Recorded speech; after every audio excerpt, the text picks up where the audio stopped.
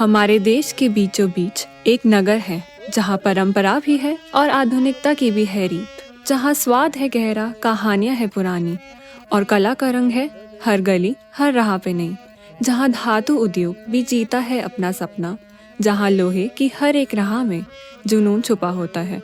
तो चलिए हमारे साथ देखते हैं नागपुर को, उसके रंगों, रसों और उसकी धातु की कहानी के साथ।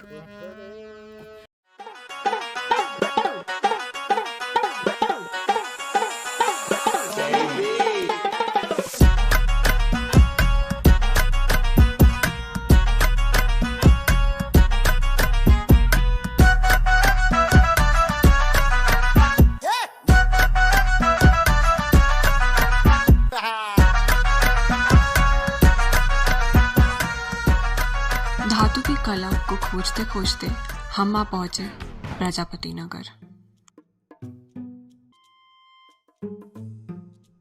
यहाँ हम मिले एक ऐसे कलाकार से जो लोहे को रूप, रंग और रूह देते हैं। मेरा नाम है नितेश हिवराले है। मैं नागपुर महाराष्ट्र से बिलोंग करता हूँ और मेरा जो काम है रॉट आयरन हैंडीक्राफ्ट। ये प्रोडक्ट ऐसा है कि home decor, wall decor, table top, catering counter, interior designer, architect और कस्टमाइज, इस तरह से हम लोग ये डेवलपमेंट करते हैं। और तो इस तरह का ये पूरा जो काम है 100% हैंडमेड है। पहले जो शुरुआत हुई है बर्तन से हुई। लोग बर्तन शुरू किए, अपने खेत के जो इंस्ट्रूमेंट जो यूज हुआ करते थे लोहे के, तो वो बनाना शुरू करते थे। अभी वो दिन ब दिन वो कल्चर ख़त्म होते गया। फिर अभी ये काम हैंडीक्राफ्ट के ऊपर चलन दिया है, तो उसके हिसाब से फिर हैंडीक्राफ्ट के ऊपर ध्यान दिया लोगों ने कि वहाँ से हम लोगों ने देखे सीखे। और ये काम वहाँ का ही आदिवासी लोग का, उन्हें ही वो ये काम उनको ही प्रोत्साहन देते हैं हम लोग। पहले कैसा है कि कोई भी एक सब्जेक्ट लिया जाता है, आपके सामने ये दिख भी रहा होगा, ये छत्तीसगढ़ का कल्चर ही बोल सकते हैं या इंडिया का कल्चर ही बोल सकते हैं। एक ट्राइबल आर्ट हो गया है, एक म्यूजिकल इंस्ट्रूमेंट है। तो इससे पहले इनके पेंसिल से स्केच किया जाता है, ड्रॉ इस तरह से किया जाता है कि इसके पार्ट्स सही ठीक से कट हो। ये पहला स्टेप हो गया। और दूसरा स्टेप हो गया कटिंग। इसके अलग अलग पार्ट्स बनेंगे। तो इसको एक है ना प्लास्टिक हैमर हो गया, लोहे का हैमर हो गया, तो लकड़ी का एक जत्था रहेगा, उसके ऊपर ठोक ठोक के उसको एक आकार दिया जाएगा सभी पार्ट्स को।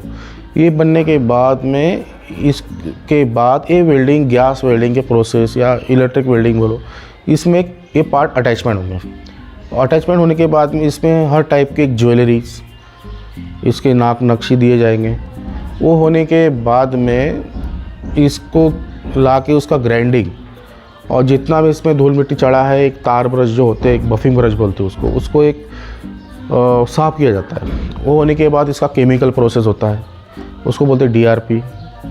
वो पूरा जंग निकाल देता है उससे। एक मल्टी कलर ब्लैक करके आता है, तो वो भी 40% 60% मिक्स करके तीनों ब्लैक किया जाता है।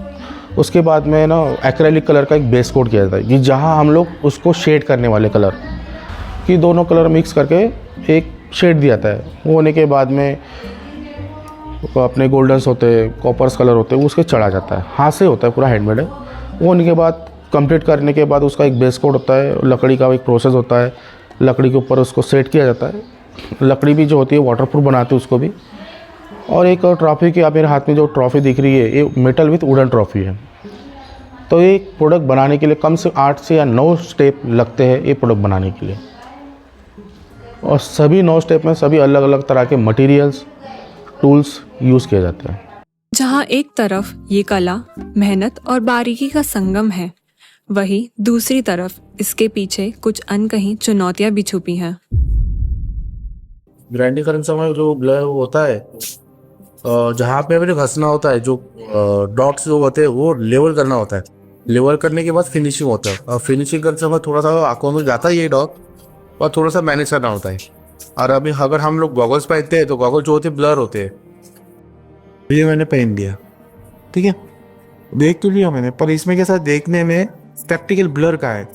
एक तो भी हाथ में ग्राइंडर है, मशीन है, ठीक है, मशीन से मुझे एक हाथ में है और ये हाथ में है, तो मुझे कैसा होता है कि मुझे कैसा पता चलेगा कि ये चिकना हो गया लेवल। ये कैसा हो जाता है कि ये डस्टिंग, ये तो कर रहा हो डस्टिंग आ जाता है और देखने में दिक्कत आ जाती है। इसलिए जब मैं प्रैक्टिकल देखूँ वो ठीक है, डॉक्टर को जाना पड़ता है, डॉक्टर बोलता है कि ऐसा कर, वो सेफ्टी का, वो सेफ्टी हमारे लिए वो ठीक नहीं होती है। ठीक है, ऐसा कि मेरा एक आर्टिजन कार्ड बना है। आर्टिजन कार्ड बोले तो हमें वहाँ से गवर्नमेंट से हमें ऑल ओवर इंडिया एग्जीबिशन के लिए प्रोत्साहन किया जाता है कि आप जाइए, आपके प्रोडक्ट का आप खुद ही लॉन्च कीजिए, प्रोमोट कीजिए और आप वहाँ पे अच्छे तरह से सेल कीजिए। और सेल आप करोगे तो उसका आपका फ़ायदा है। अब एनजीओ तो पता ही है आपको, तो गवर्नमेंट से अपनी सब्सिडी लेके गवर्नमेंट आधा पैसा खा के आर्टिजन को प्रॉफिट नहीं मिलता है। इसलिए आज दिन ब दिन जो मेन कलाकार है, आर्टिजन है, वो एग्जीबिशन में नहीं जा पाते। चाहे तो गवर्नमेंट की सब्सिडी है, पर वो सब्सिडी जो उनकी जो भी सब्सिडी है वो वहाँ तक आर्टिजन लोग तक पहुँच ही नहीं जाती है। इंडिया में बहुत सारे ऐसे कारीगर हैं कि हर अपने अपने सेक्टर में काम कर रहे हैं, पर उनको है ना जो लागत, उनकी जो दिन भर की मेहनत, वो नहीं मिल पाती है। अभी इतने साल हो गए, 15-16 साल कर रहे हैं हम लोग, पर इसका मार्केट लेवल देखा जाए ना, दिन ब दिन घटते जा रहा है और प्रोडक्ट की जो मटेरियल कॉस्ट है दिन ब दिन बढ़ती जा रही है। तो इसमें है ना घर का दिनचर्या नहीं क्या चल नहीं पा रहा है। काम करते करते अपनी मशीनरी भी ख़राब हो जाती है, तो जो प्रॉफिट अपनी मशीन में यूज़ उसमें ही चला जाता है कॉस्ट। तो ये कॉस्ट कौन दे पाएगा? हम अगर कॉस्ट देने लगे सभी को, तो हमें प्रॉफिट कहाँ होगा? मुश्किलें चाहे जितनी भी हो, ये हाथ कभी रुकते नहीं। हर चिंगारी, हर चोट एक नई उम्मीद बन जाती है। नए विचार, नए रूप, नए प्रयोग। ये सिर्फ कला नहीं, इनके लिए जीने का एक अंदाज है। तो उस दिन मैं आपको दिखाया ना गणेश जी का प्रोडक्ट, मैंने खुद AI की मदद से मैंने बनाया है। तो मैंने फिर वो सर्च किया, स्ट्रगल किया, तो एक इमेज क्रिएट हुई। तो उसको सोचा अगर ये इमेज अगर मैं खुद बनाऊँ अपने मेटल में, रॉट आयरन में, तो ये मार्केट में चले या ना चले, पर मुझे बनाने में मुझे खुशी होगी। ये काम जो होता है ना, फ्री माइंड से किया जाता है, और जितना दबाव डालेंगे उतना काम सक्सेस नहीं है। जो अपाहिज लोग होते हैं, अपंग होते हैं, जो चल नहीं पाते, किनका हाथ वीक है, किसका पैर वीक है, किसका आने जाने में दिक्कत हो जाती है, मार्केट में कुछ चीज़ें परचेस करने के लिए उनको दिक्कत हो जाती है। वो दिक्कत होती है तो इसलिए कि हम लोग उनको सहायता करते कि आप घर में बैठो, हम लोग आपको घर पे भी मटेरियल पहुंचाएंगे और आपको प्रोडक्ट का भी डिटेल आपको देंगे कि आप सबको बनाना है, और हमारा आदमी आएगा आपके पास, वो परचेस करेगा। ये काम पूरा हैंडमेड है, हस्तशिल्प है, आत्मनिर्भर काम है ये। तो मैं चाहता हूँ कि ये लोग हमारे काम से जुड़े और ये गवर्नमेंट के थ्रू और या प्राइवेट सेक्टर के थ्रू ये काम वहाँ सिखाया जाए।